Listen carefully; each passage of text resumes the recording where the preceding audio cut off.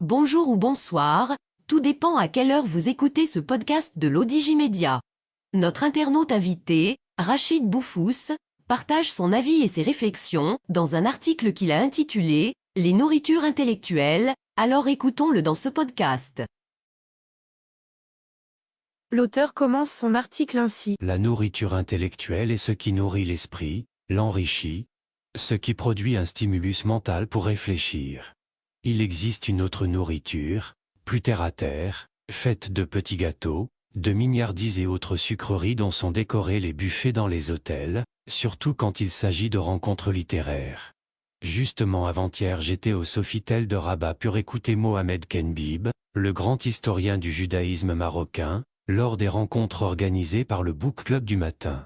Je suis fier de ce qu'est devenu aujourd'hui le Book Club, que j'ai vu naître au détour d'une discussion au Papers Club à Casablanca, il y a plus d'1 an et dont je fus le premier écrivain marocain invité à parler de son œuvre.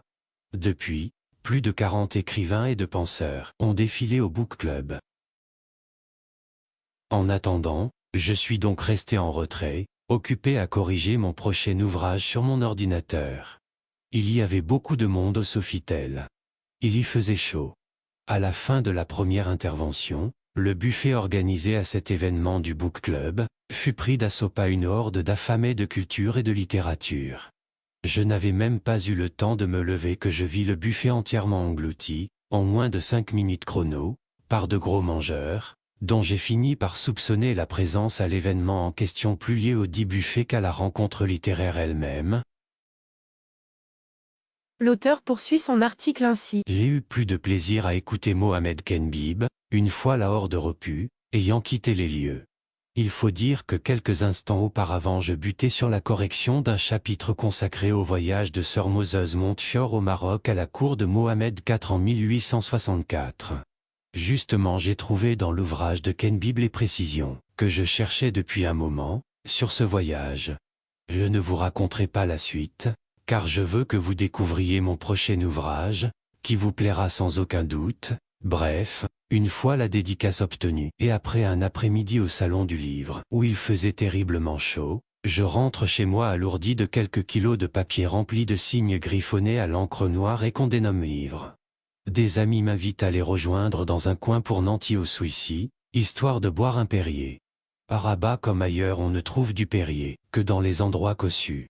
Je finis par avaler un second Perrier, la première eau pétillante, n'ayant pas rassasié ma faim de parole, ni réussi à faire patienter mon estomac, qui n'a toujours pas avalé une calorie depuis le matin.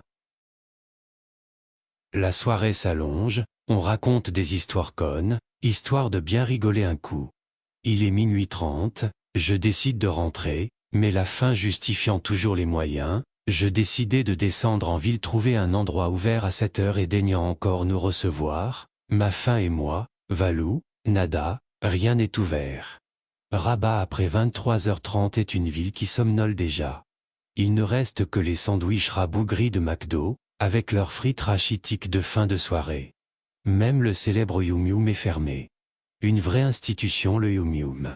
À ce jour c'est le seul établissement au Maroc qui fait le même cheeseburger dégoulinant et savoureux depuis 40 ans au moins. Je vois les dernières lumières de la Mama, le mythique restaurant de Rabat luire en passant à côté. J'ai la flemme de m'y arrêter. Ils doivent avoir fini de servir à cette heure de la nuit. L'auteur précise ainsi. Il ne me reste plus que l'un des seuls endroits qui reste ouvert 24 heures sur 24 avec un service ininterrompu, chez Shlia à Durjama. Une institution de la nuit Shlia. Un improbable endroit où l'on vous sert autant en voiture qu'à table. On mange de tout chez Shlia. De la viande hachée, du cœur, du foie ou de la tête et de la cervelle de mouton fortement aspergée de cumin et de poudre de piment.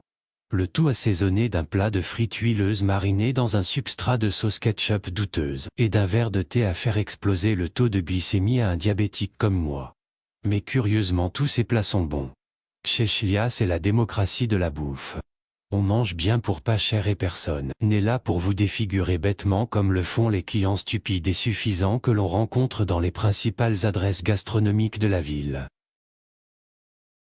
Toutes les catégories sociales se retrouvent chez Shlia.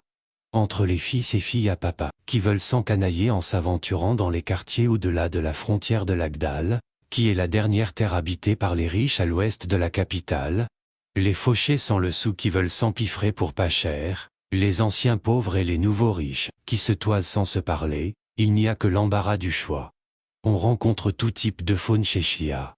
Les adeptes des afters gastronomiques après un mariage pingre, les touristes des boîtes de nuit, les âmes perdues d'un soir esselé, les viandards à la recherche de plats conséquents, les étourdis évanescents des bars, les couples en formation avant une nuit agitée et grinçante, les travailleurs de la nuit et les marcheuses fatiguées après des milliers de kilomètres à frapper le bitume dans leurs escarpins élimés à la recherche d'un improbable client. L'auteur continue son article comme suit. La nuit à Rabat a un autre visage. Mais la capitale a bien changé. Elle est devenue trop propre à mon goût. Ce qui n'a pas changé, c'est l'absence d'Herbati d'origine, disparu mystérieusement de la ville depuis une quarantaine d'années.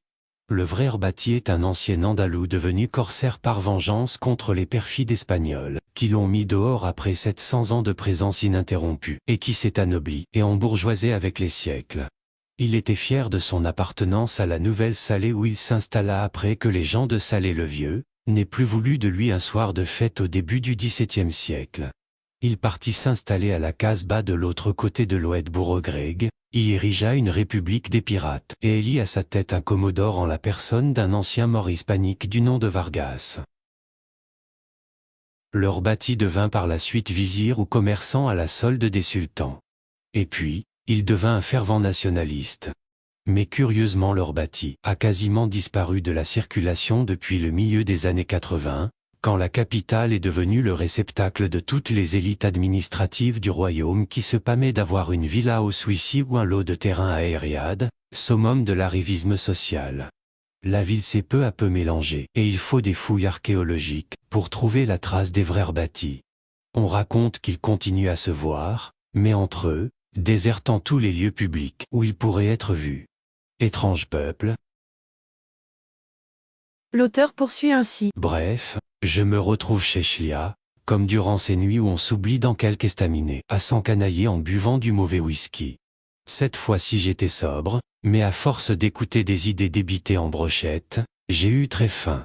J'ai commandé comme d'habitude de la tête de mérinos, des saucisses de zèbre de Tasmanie, de la kofta de pachyderme du Mali et du foie de crocodile de Papouasie, le tout assaisonné de frites de palmier et de thé du Burkina.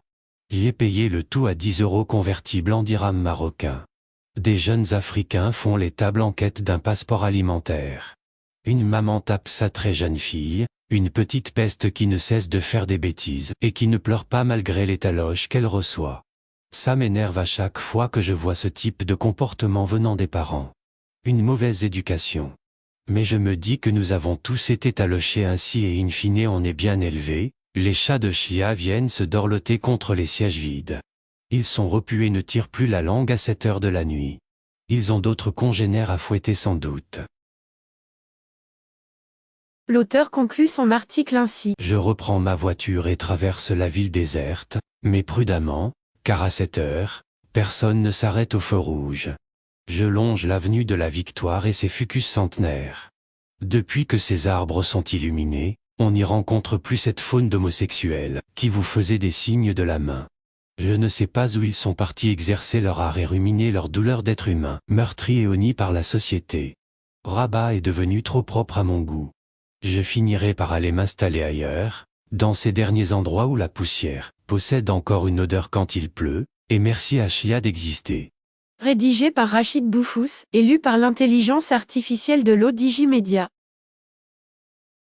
Merci d'avoir écouté ce podcast de l'Odigimédia, ce bouquet de supports numériques, portail, magazine mensuel connecté, web radio et web TV. N'oubliez pas de télécharger notre application l'Odigi Mobile sur Play Store et de vous abonner à notre chaîne YouTube l'Odigi TV. Vous pouvez, aussi, nous suivre sur nos réseaux sociaux, Instagram, Facebook, TikTok, LinkedIn et Twitter. Ou encore, vous inscrire sur notre newsletter quotidienne à partir du portail lodigi.ma. Alors, on se dit au prochain podcast de nos internautes invités. Et à très bientôt, si et seulement si vous le voulez bien.